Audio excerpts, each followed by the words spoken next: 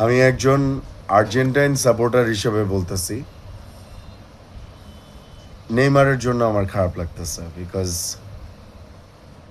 এত ভালো একজন প্লেয়ার,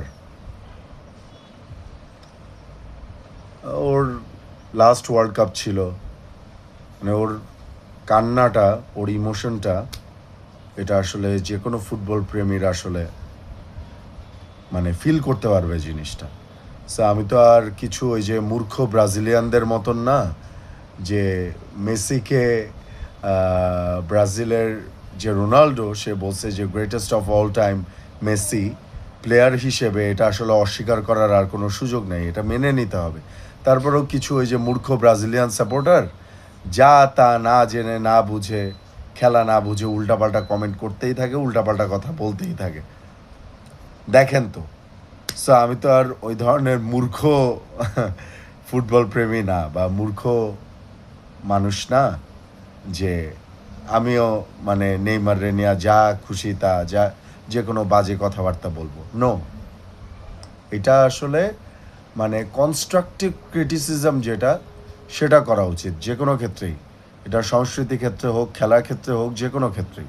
আর খেলাটা একটা এন্টারটেনমেন্ট, একটা ফান, এটাকে আসলে ওভাবেই নেওয়া উচিত। এটাকে একদম এত সিরিয়াসলি মানে একদম, আমি আর্জেন্টাইন সাপোর্টার তো কী হয়েছে, আর্জেন্টিনা যদি হারে তাহলে কি আমি মরে যাব, না বিল্ডিংয়ের উপর থেকে লাফ দিব, না একদম মানে কাঁদতে কাঁদতে জারে জার হয়ে যাব। হ্যাঁ, হয়তো একটু খারাপ লাগবে, বাট ইটস ওকে, হারজিত তো আছেই, হারজিত তো থাকবেই। কিন্তু সবার কথা বলবো না, সব ব্রাজিলিয়ানদের কথা বলবো না, কিন্তু কিছু কিছু ব্রাজিলিয়ান ড্যাশ টাইপের সাপোর্টার মানে এমন এমন কথা বলছে, যেটার প্রতিশোধ হিসেবে আমার কাছে মনে হচ্ছে আসলে টিম হিসেবে ব্রাজিলে হারাটা ঠিক আছে, ডিজার্ভ করে। বিকজ এই যে অহংকার পতনের মূল, মানে আর্জেন্টিনা লাস্ট ওয়ার্ল্ড কাপটা পেনাল্টিতে গিয়ে তাদের মানে ডিসিশনটা হয়েছে যে কে জিতবে, ওইটা নিয়ে আর্জেন্টিনা তো পেনাল্টি ছাড়া কিছু পারে না, পেনাল্টিতে জিতা দল, পেনাল্টিতে জিতা দল, এটা বলতে বলতে মানে মুখে ফেনা তুলে ফেলেছে। তো এখন যে মেসি ওই দিন পেনাল্টিটা মিস করলো, ওই সময় মেসিরে নিয়ে কী উল্টাপাল্টা কথাবার্তা, হ্যাঁ, এত বড় greatest of all time player penalty miss করে, তখন তোমাকেও কী অবস্থা, তোমাদের কী অবস্থা?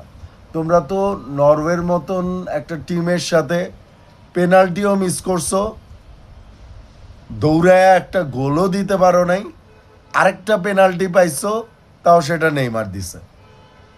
তো কি, সো এরকম একদম উঁচু গলা এখন আর্জেন্টিনা এখনও টিকা আছে। আমি তো এখন যাব না যে ব্রাজিল হারছে, আর্জেন্টিনা এখনও টিকা আছে বলে আর্জেন্টিনার নিয়ে একদম যা তা বড় বড় বড় বড় কথাবার্তা বলে আসি না, যে কোনো কিছু হতে পারে। নেক্সট খেলা ইজিপ্টের সাথে পড়ছে, ইজিপ্টের সাথে হারতেও পারে আর্জেন্টিনা যদি ভালো না খেলে। ভালো না খেললে আপনি যে কোনো টিমের সাথে হারতে পারেন। কেপ ভার্দের সাথে আর্জেন্টিনা ওই দিন মানে হারতে হারতে জিতছে না। তো যেটা সত্য সেটা স্বীকার করতে হবে, যেটা সত্য সেটা বলতে হবে। সো কিছু কিছু ওই যে মূর্খ ব্রাজিলিয়ানদের এই জ্ঞানগুলো আসলে নাই।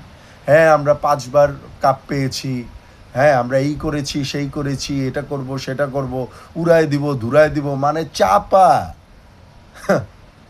বেশি বেশি চাপা ছুটাইলে চাপার এই অবস্থা হয়ে যায়, এই আর কি। চাপা বুঝে শুনে ছুটাইতে হয়, এই আর কি। যাই হোক, all the best for Brazil for next. আর আর্জেন্টিনার জন্য তো অনেক শুভকামনা থাকবে, দেখা যাক, দেখা যাক আসলে কি হয়। তবে নেইমারের জন্য আমার অনেক খারাপ লাগছে, বিকজ নেইমার হয়তো আশা করছে যে লাস্ট ওয়ার্ল্ড কাপ, এটা আমি মানে আরও ভালো পারফরমেন্স সে দিবে এবং দলটা আরও আগাবে, তো কোয়ার্টার ফাইনাল সেমিফাইনাল পর্যন্ত যাবে, ফাইনালেও খেলবে, এরকম আশা তো, স্বপ্ন তো সবাই দেখে, আশা তো সবাই করে, তো নেইমার করবে না?